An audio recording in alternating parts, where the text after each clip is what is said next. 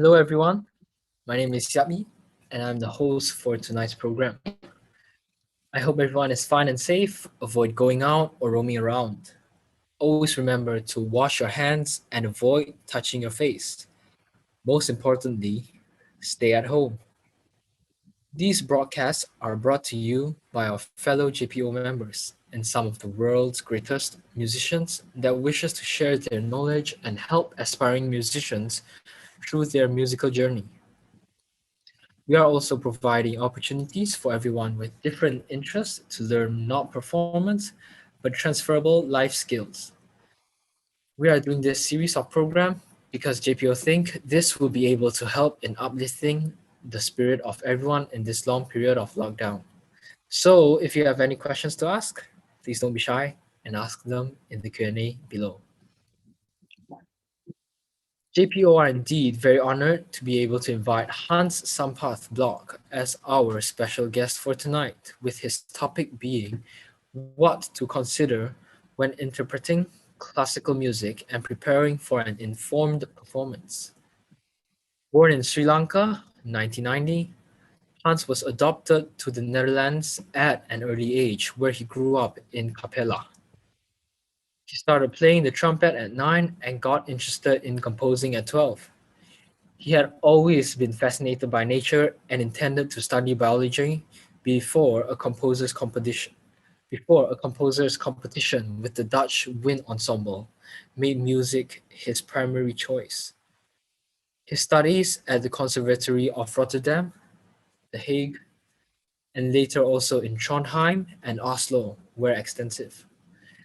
He attended classes in composition, modern and natural trumpet, orchestral conducting, improvisation, music theory, as well as other brass instruments. During his studies, he also traveled a lot by himself, exploring nearly 50 countries. His cultural interests brought him back to his roots in Sri Lanka, where he realized his dream, the Heritage Project, for the first time in 2012. This community art concept stimulates children to use their cultural and environmental heritage to create music and theater shows. It has been organized in 9 different countries. The sensation of sharing knowledge and connecting with people across the globe has driven Hans to initialize many projects. He gave master classes in improvisation and brass playing at the Festival of Latvian Classical Music for 6 years, with similar programs in Ecuador and Malaysia. He also designed and developed the comprehensive music method, Brass Class, which is published for nearly all brass instruments in Norway and the Netherlands. With music as a professional career, Hans, his passion for nature, as well as photography and history remains. He is a member of the Norwegian Permaculture Association and the Norwegian Association of Ornithology. Hans often includes human rights issues in his projects and highlights the environment to raise awareness about the importance of preserving, conserving, and protecting. So let us welcome everyone, Hans Sampath Blok.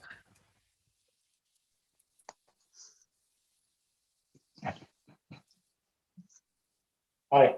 Hello, hello. We're very happy to have you here today for our interview. Yeah, glad to be here. So, would you like to can you tell us something about the video that we have watched just now? Yes, so that was a composition of mine that was written in 2015 and performed by the Asko Schoenberg ensemble, which is one of the quite well-known ensembles in the Netherlands for contemporary music. So this is, of course, a modern piece in the classical tradition. What I try to do as a composer is to, instead of being very experimental, still hold the traditional elements of certain themes and motives in the composition. And maybe you noticed that there were quite a lot of little fragments that kept over repeating itself and kind of given a development which we also see in traditional classical music. Yes, yes. So found about composing. So in composing, so are you what kind of genre are you more inclined to? Yeah. The study I attended was a classical direction of composition, so that's my main background. And for the most part, I would say that I try to develop the classical genre into the future, basically. But still, I also regularly write pieces for film, for example, or lighter music like jazz or things like that. So it's quite a broad approach. Yeah. Okay. So which parameters to consider in the historical context of a piece? Yes. So the first thing, as a classical musician, we are almost always representing or presenting history, because all the pieces are written quite a long time ago. Yes.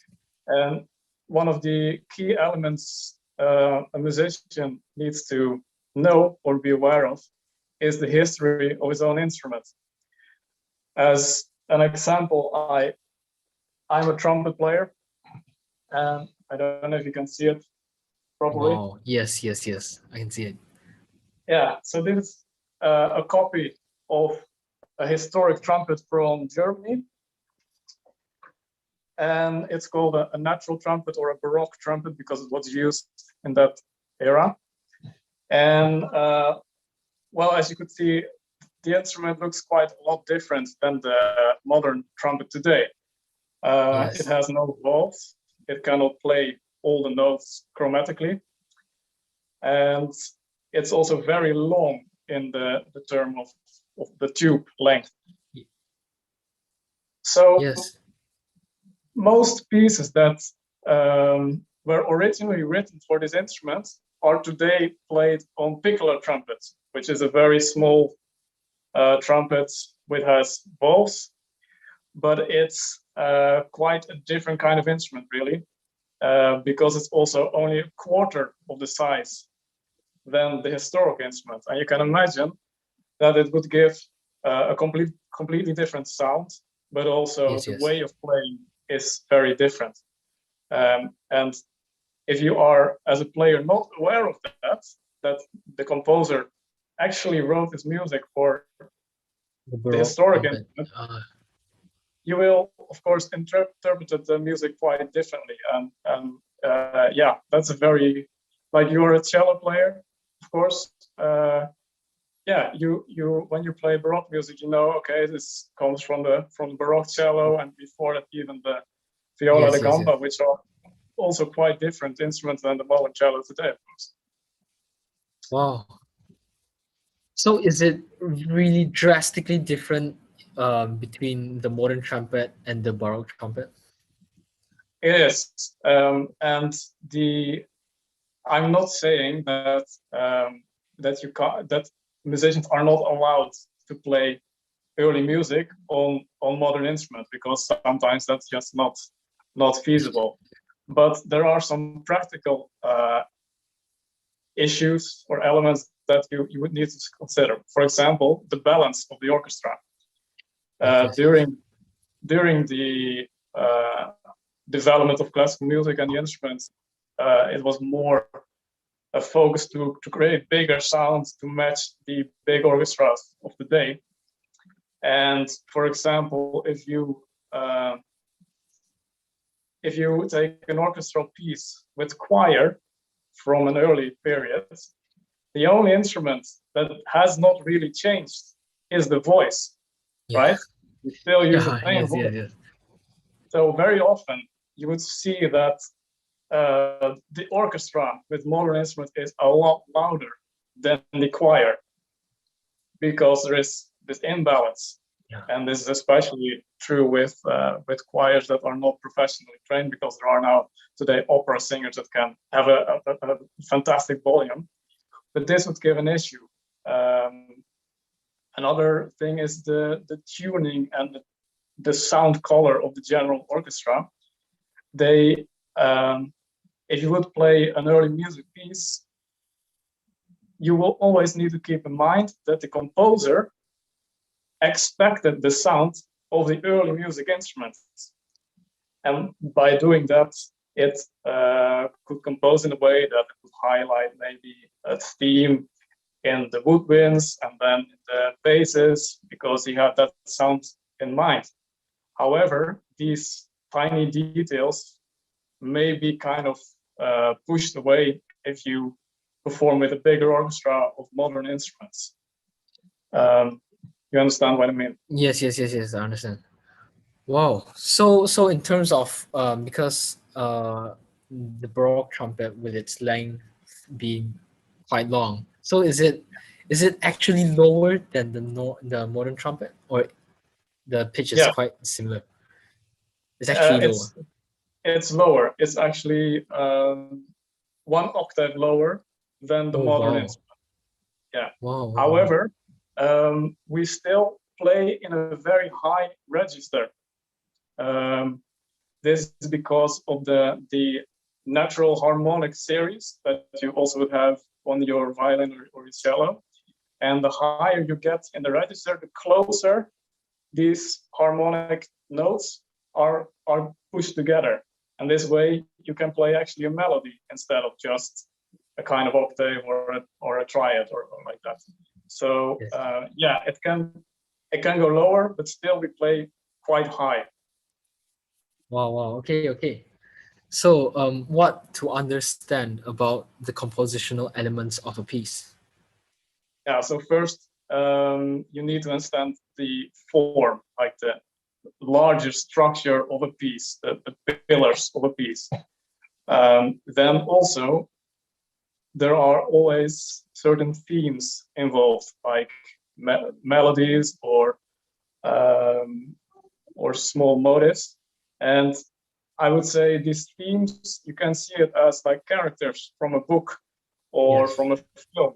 They are kind of there, but they also develop over time. They grow, and you learn more about them. if you view a composition this way, you can see and try to analyze how the composer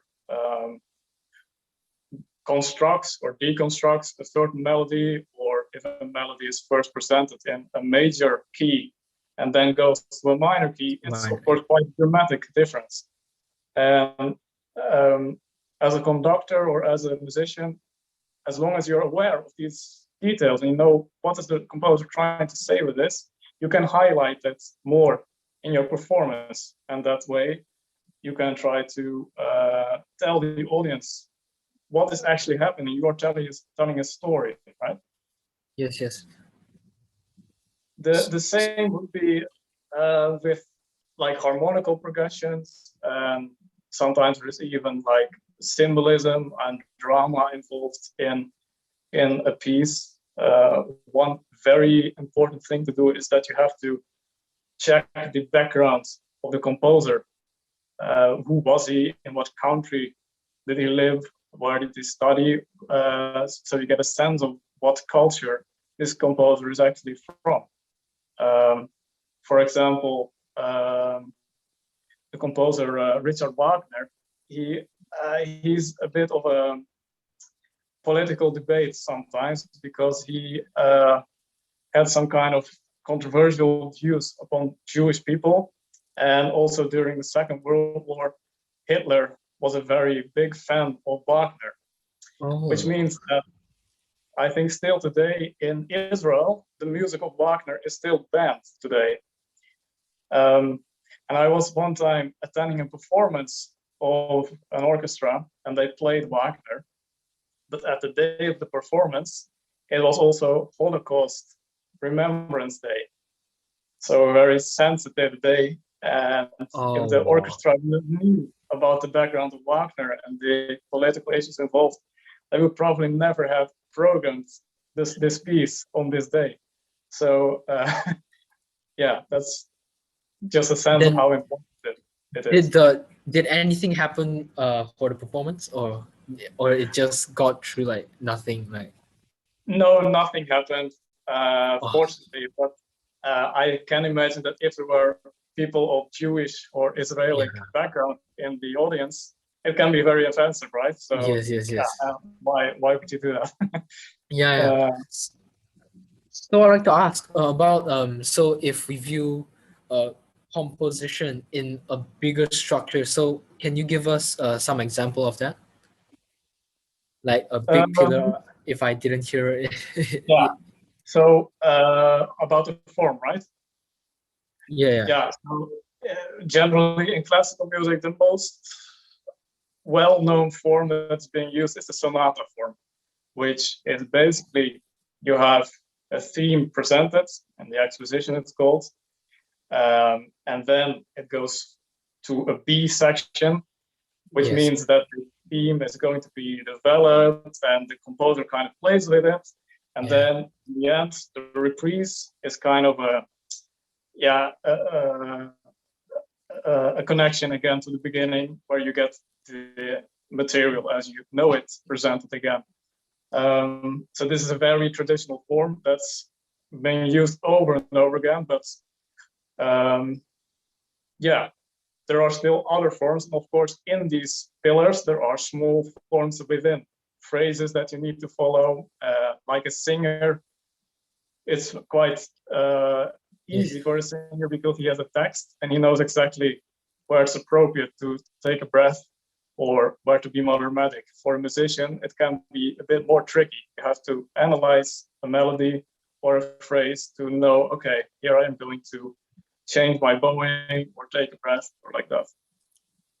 Okay. So is it a normal practice now for contemporary composers to write the story down as a guide for their compositions?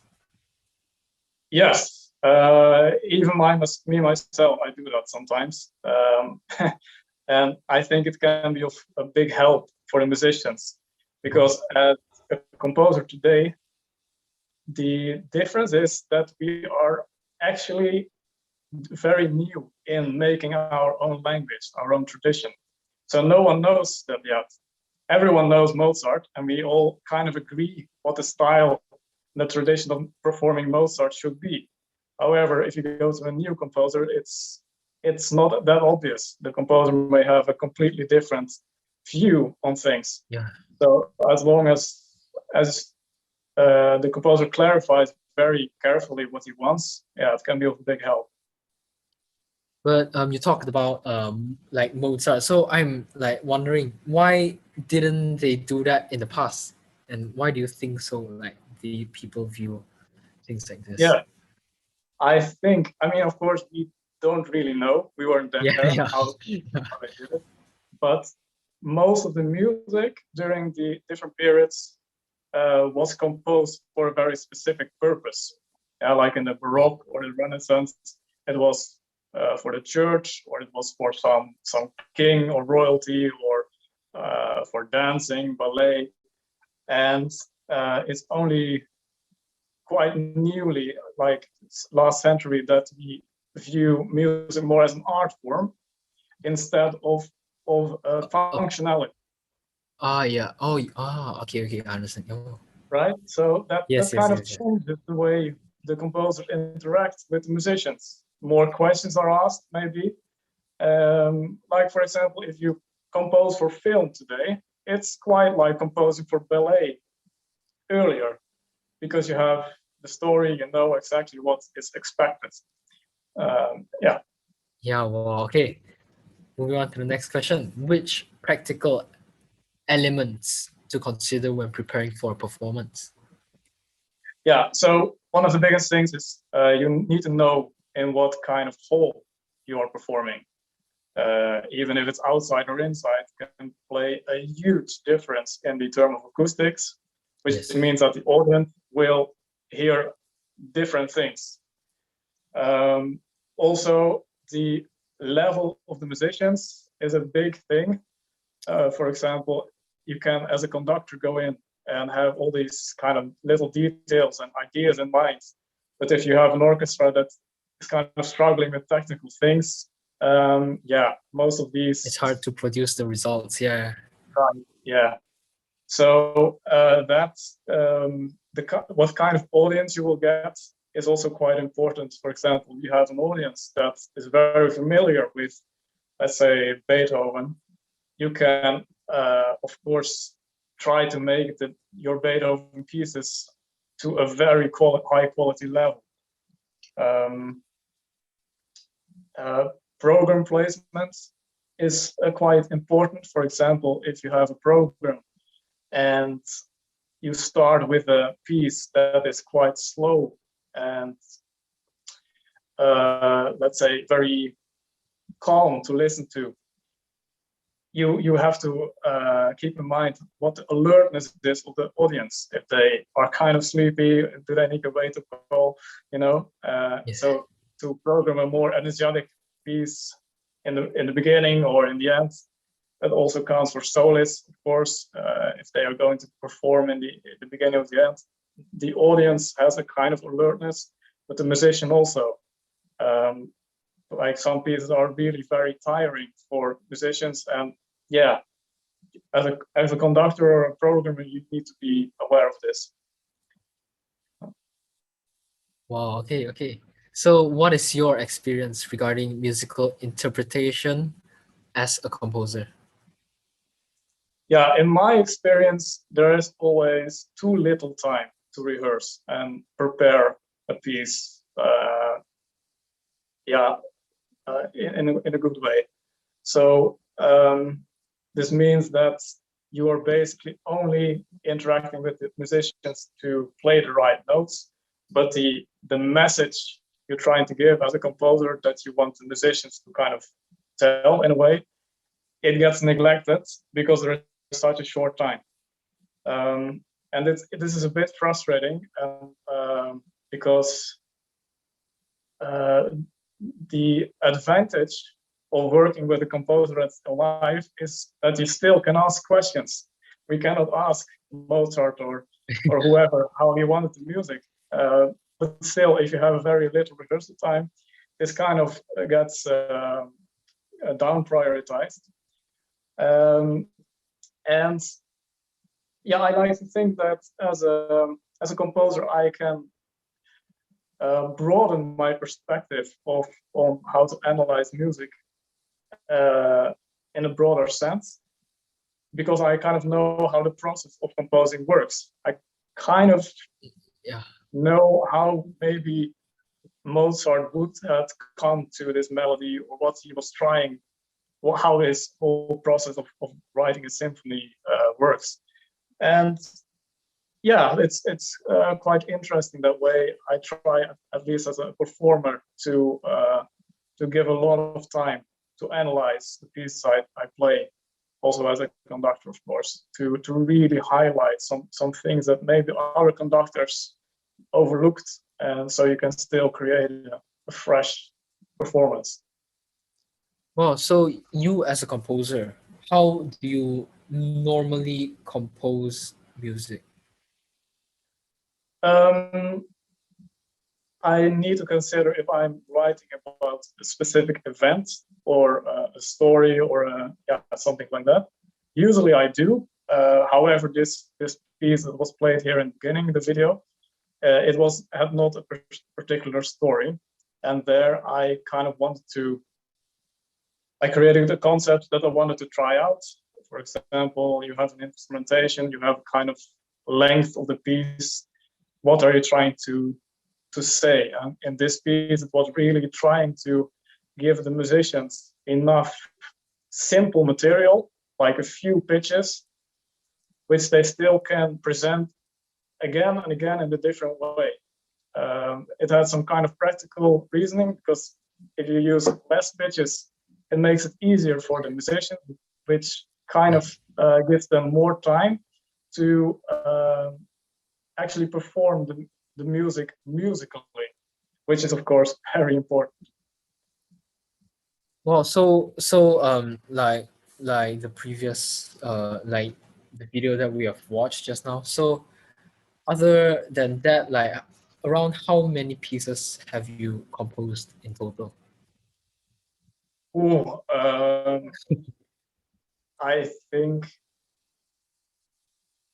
maybe 150.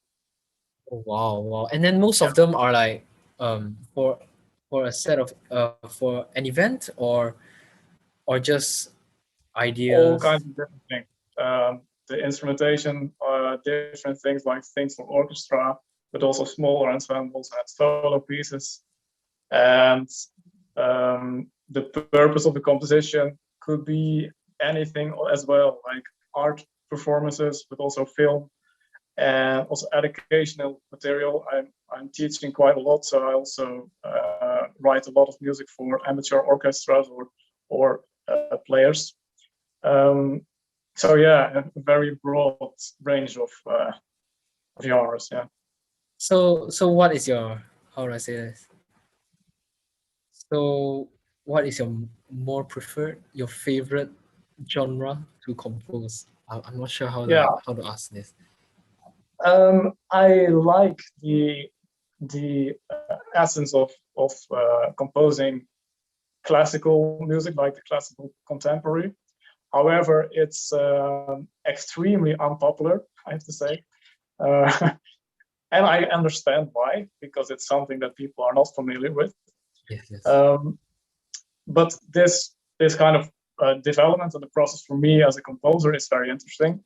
However, from a more sensational aspect, it's also very cool to write more of this film, very big, like Hollywood kind of music, because you know that it's going to be a big hit, and the feedback will be can be very enormous. So yeah, it's Okay. two worlds really. So do you sometimes compose for non-orchestral instruments? Yes, but not so often. I have written for electronics sometimes, and sometimes just for like cups or dishes and like household materials. Wow. Yeah. But I Okay. don't do it that often, actually. There are a lot of composers that really make a career out of it. That's not me. Oh, okay. Is it very hard to like get non-orchestral instruments to like work as like music? Yeah, it can be. It First you need to explain the musicians how to actually play these things the way you want it, and then again, it might not turn out the way that you imagined it. And Yeah. um, I actually, there are a lot of cases where I was listening to these kinds of performances, where this whole thing of bringing in new uh, things or yeah, whatever, is more of a show than like a visual interest Oh, than that the sound then actually yeah, contributes. okay. Yeah. Oh, so have you tried out with some traditional instruments from other cultures? Um, some percussion instruments, yes. What else? Uh, there are some flutes that I have used, like tin flutes, traditional flutes that I have used in compositions. It's something that I'm very interested about. I was actually considering to write something for this instrument. I forgot the name, but it's a traditional instrument in Saba. It's a kind of a bowl with Oh, pipes coming out of it, and you blow in it. I forgot the oh, name, but it's kind of a flute. But yeah, okay, okay. Wow, okay. So what is your experience regarding musical interpretation as a conductor and a performer? Oh, and then about the instrument, is it called a trompeton? yes, it is. Thank you. Yeah. Okay, okay. So back to the question. What is your experience regarding musical interpretation as a conductor and performer? Yeah. So um, as a musician, or as a classical musician, we know that we have to agree on the tradition and the style that's already been established, right? We Yeah. already have a kind of idea how we want to present a piece.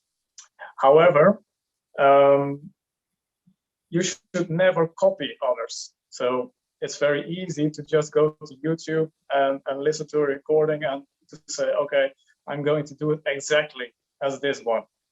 But it kind of takes away your own artistic uh, or personal. Expression. Exactly, yeah. Yeah. And and you need to kind of find a balance between the style and your own personal taste and the practical possibilities. And if you analyze the music very well, you can come with an answer that, in a way, kind of gives you a green light to do things differently than all the others. Yeah, if you, I don't say that if you perform Bach in a very different way, like maybe double the tempo and or anything, yes, yeah, you can do it. But then, if someone asks you the question, "Why did you do it?" and you don't have a reasonable answer, yeah, you you risk of being not being taken seriously at all. And this is the interesting thing, I think, in life or in the work we do. We always try to find meaning. Why do we do things? It gives meaning to us, and that gives a sense of pleasure or a sense of structure in a way, or control of what we are doing. Um, so that's what I kind of my moral issues I struggle with as a performer and conductor. Just to, yeah, I want to do the same thing basically, but in my way still. In And yeah. what is about? Wow. Okay. Okay. So next question before moving on to the Q&A session. So what do you think of JPO and the activities that we are doing right now? Yeah. So um, I'm always very supportive of such initiatives, and I think that what I read is that you also you kind of provide music lessons also include children of lesser privileged Yes. communities, right? Yes, Yeah, and yes. I think that's very important because music should never be something that's only for rich people or for an elite. It's something that can stimulate children and people in general to develop social skills, to be included in a part of a sense of community, and yeah, it can really stimulate the development into a right direction as a human being. And that's why I always applaud musicians or people that bring music to these areas, because it can be expensive. It can be expensive to buy an instrument, to pay for music lessons and all that. It's not for everyone that can actually do this, but it should be. Yeah. And I also think that doing these kind of talks during this pandemic, which has been very hard globally, of course, yeah, to at least maintain this interaction with other people from the world, and talking and exchanging ideas and knowledge. It's a great initiative. So yeah. Wow. Okay, thank you for kind words. Okay, so now we will move on to the Q&A session. So for the attendees in Zoom, you can type them in the Q&A below. And for people watching from YouTube, you can just ask them in YouTube. Yes. So hold on. Let's see. Are there any questions? Okay, so for the first question. Hi. As a composer and a musician, would you at times try to stretch the technical abilities of the musicians so they can create something new and more challenging? Yeah, absolutely. Yeah. I think as a teacher, that's very important, of course. It's maybe the main goal. It can be a challenge for a conductor because in a certain project or rehearsal, you don't always have the time to do this. And with technical abilities, it can really take a long time, like maybe years, for a musician to actually control this technical idea. So it's definitely something I consider. And if the option is there, if an easy solution would be available, I would absolutely go for it. Yeah. Oh, so currently or before, previously. So before, what was what was the most absurd technical part, like the hardest technical part in one of your composition? Um, it's usually the articulation that can be very tricky. Like for string players, the bowings are not, don't feel good. Or for wind players, the way the speed of which they articulate is either too fast or inconvenient. And then, yeah, if there's really no other way around it, you have to change your composition in a way. But as a conductor, at least from my background as a wind player, I might come with some other solutions for the wind players to try, so we still can have this effect or this technique in the picture. Oh, like a glissando on a trumpet. For example, yeah, or one. Well, glissando is actually a good example. Like you can make a glissando on a trumpet, but there are different ways to do it, and the players need to be aware of it. So you can, in a rehearsal, actually, and within 5 minutes, kind of try the different things and see which method or which technique responds the best with the musicians that you have at the time. And like that, you can actually. Yeah. So is it actually possible to make it smooth as if it's one note up? Is it actually You possible? could, yeah. Wow. It has some, like with the violin, you can, or with the cello, you can of course go Yes. all the things. Yes. you can see it in the way that the trumpet, it has different registers, just like you have different strings, and you might be able to extend the glissando as smooth as you can to the next register. So for you, you can go down, but eventually you need to have to change strings in order to go higher or Yes, yes, lower. yes, yeah. Well, oh, and here my father said like something called multiphonics. Oh yeah, yes, yeah, that's possible on brass instruments. Is Sometimes it also is it on something like woodwinds. two pitches or Yeah, multiple? Wow. two pitches. It sounds with brass instruments the best if you have a low instrument. For example, I've heard tubaists, people that play the tuba, they can play a duet with themselves Oh if they wow. know this technique. Yeah, and it can Wow. sound very very cool. Yeah. Is it possible for all brass instruments? Yes, but the technique is that you play a note like the regular way, but at the same time you sing a note. Yeah, that's what's happening. Oh, And the okay. difficulty is that if you go to a higher instrument, it always also means that you have to sing higher, because to make it sound good, you always have to sing higher than the note you're actually playing. So, for example, on trumpet, which is a very high instrument, I, as a Yeah. male, would need to sing extremely high to make it work. But Oh, on what low about instruments like it's fine. Yeah. what about wind instruments?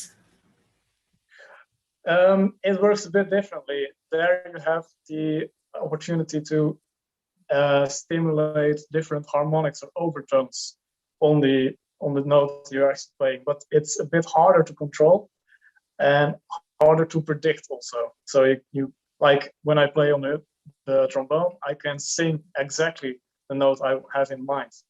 On the woodwinds, it doesn't really work that way. It's kind of how the instrument responds to what you're doing. So, is it more like because on brass instruments, because if if we were to produce like multiphonics, so one would be like blow and then sing in a high register, right? Yes. But in wind instrument, it's uh even if you sing, it doesn't come out. Is that it? Yeah. Ah, okay. So it Indeed. has to be like some sort of overtone within the instrument, right? Correct. Yeah. So very simply put, with the brass instruments, I can basically decide very permanently how I want it to sound, like this kind of interval or harmony. With the woodwinds, it really depends how the instrument responds to what you're doing. It can give an entirely different note than you want. Wow. So is it possible to actually create two parts on the brass instruments where you sing the bass line and then have the treble melody on the trumpet? Is that possible, or is it like very, very hard? Oh, that I'm not entirely sure, but I would say that's impossible. You would have to change that to so sing higher than the note you're playing. Yeah. Okay. So now we'll move on to the next question. Thank you for your sharing, Hans. Would you like to share with us some of your outreach programs that we have seen in the photos displayed just now, and what made you interested and later become passionate in it from what we could see in the photos?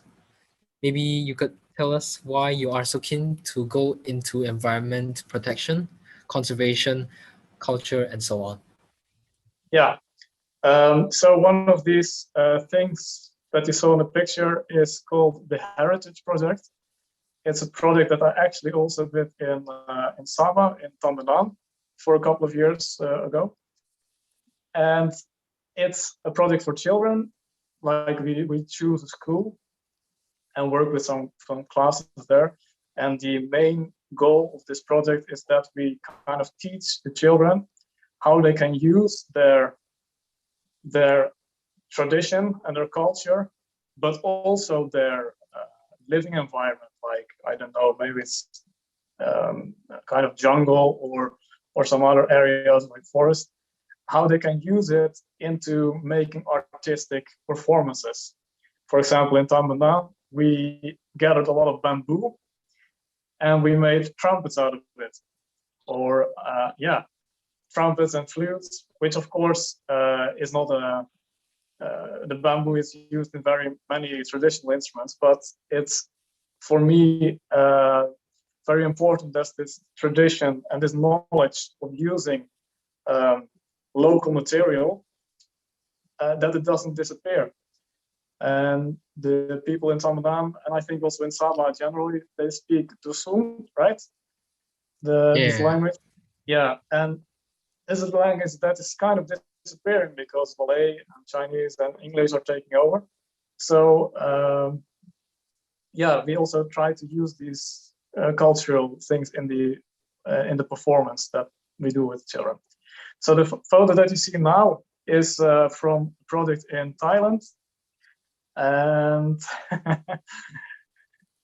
so we have always a few volunteers with us. There's a guy that's playing the drums. He's from Luxembourg. He's a volunteer.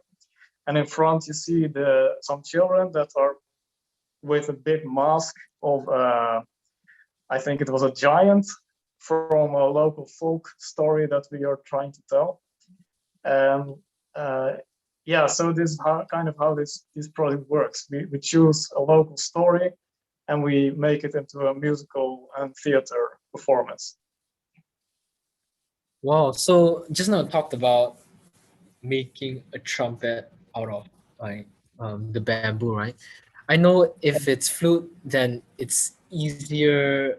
I don't know because I've never seen anyone making some wood out of a trumpet, like some trumpet out of wood. So like how does it actually sound like? Because with brass, they vibrate. They are quite easy to vibrate and make the sound. But in terms of like bamboo, are they like, can they actually produce the sound? Yeah, it's kind of similar to this thing, like the historical one, because it's you need the bamboo to be like long and hollow, so you need to hollow it out, and then with the same technique as that you would use on the trumpet, you can play notes. Not all the notes, not like the violin or cello, but like a triad or certain octaves you can do.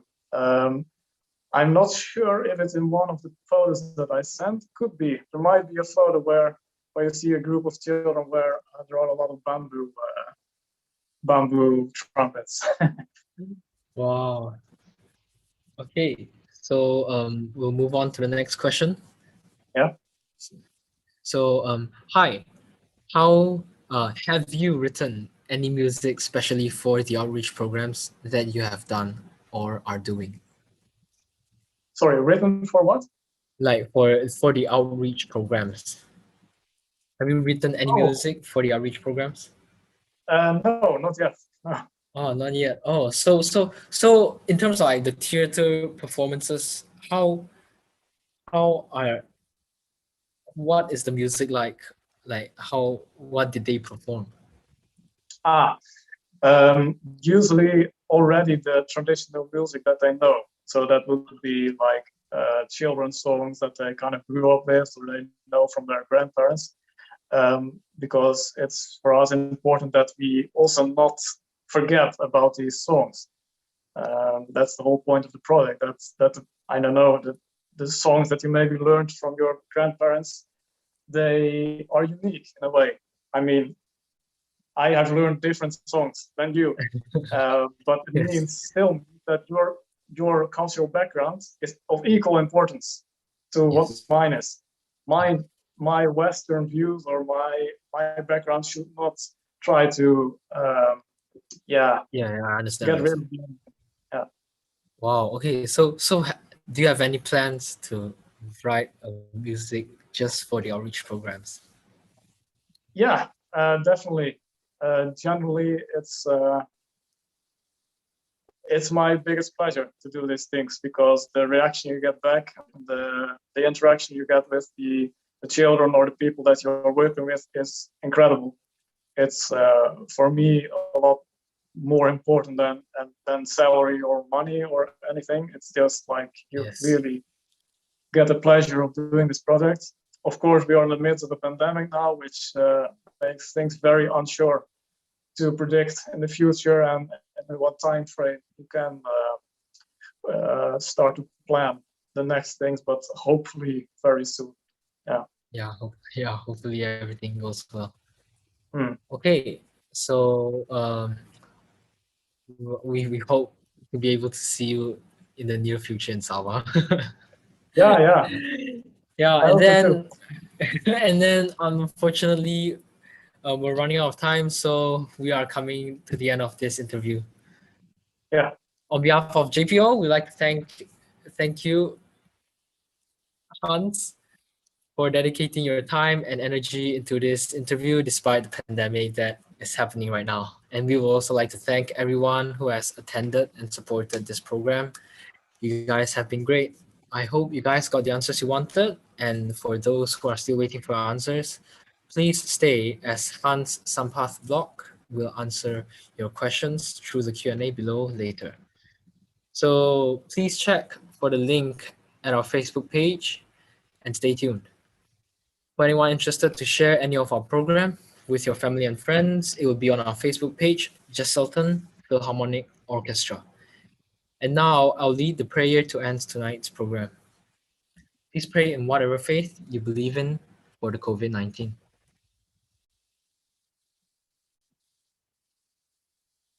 Heavenly Father, we thank you for your faithfulness and how you have guided and equipped people in their jobs and have provided in the past. It can be scary and overwhelming not knowing how bills and obligations will be met or to not be able to provide for families. As people feel financial strain during the uncertainty, bring them comfort and peace, reminding them that you are there for them. Provide for them in their times of need. In Jesus' name we pray. Amen. Okay, so that will be all from us. Thank you for attending. Thank you, everyone. Have a good day.